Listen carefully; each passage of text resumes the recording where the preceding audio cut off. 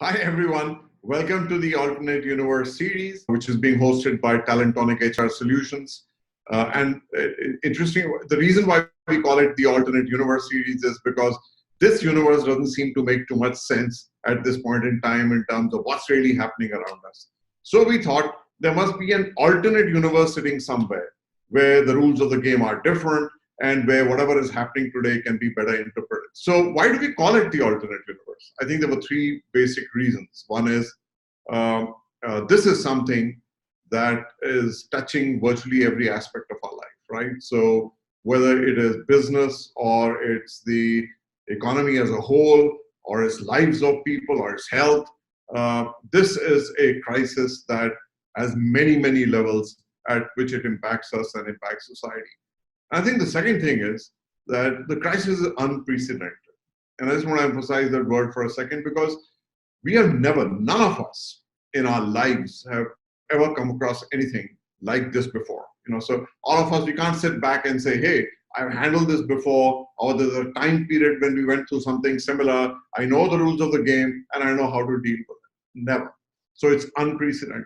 And the third and final part, because it's unprecedented, it's a little bit of a dark tunnel. And you don't know where the light is at the end of the tunnel or is it an oncoming train, right? So we invited 7 people, HR leaders, an author and an advisor, a CEO of a startup firm, and a number of CEOs of large corporations, and give us their views on how the alternate universe impacts them and what the new rules of the game are. कहते हैं कि सितारे डूब के करते हैं अनवारे शहर पैदा. One of the most useless investment of 2019 is buying a to-do calendar of 2020. What do we do in the short term in terms of planning for our own existence, for that matter, and what do we do in the long term to capitalize on the opportunity that this whole downturn is going to bring? Right? So this was typically a human crisis. What is happening today is not anything new. It's just happening at a global level, and hence we are all standing there frozen like a deer in the headlights of a car. It's fear that's making us do that. And the fact is that it is not, it is not demand led or it's not supply led. It is more sort of, something which is very, very unusual that nobody sort of, had ever imagined. Mm-hmm. And that's why, one has to really, really get the act together and see as to how do we come out of it, right? So it's not a structural situation. It is a, it's like an accident, right? So mm-hmm. It is about sort of somehow managing, the accident. It's about that. We all began to smell this from a distance a few weeks back, but when it hit us, it is only then that we realized how big and how different and how unique it is. Number one, truly, it's movie kind of stuff that we are experiencing.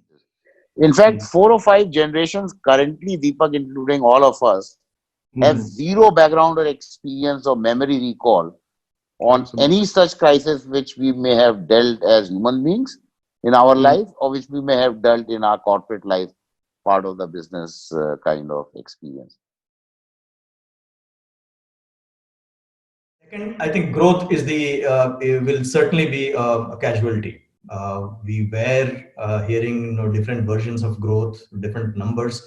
I don't think there'll be any dispute in the fact that growth will be significantly impacted globally as well as in India. And a startup needs to really take care of its employees, right? Because we are a lean organization, and with us being lean, almost every employee becomes a pillar in their own self. That globalization is too powerful and too logical to go away, right?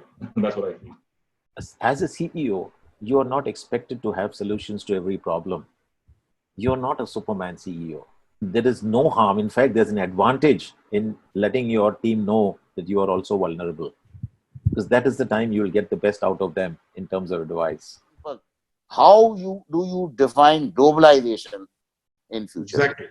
Exactly. I think it will undergo a huge shift in terms of maybe the digital era, maybe the kind of high-tech capabilities which we will be using now, for every odd meeting jumping here and there into local destinations or global destinations may disappear.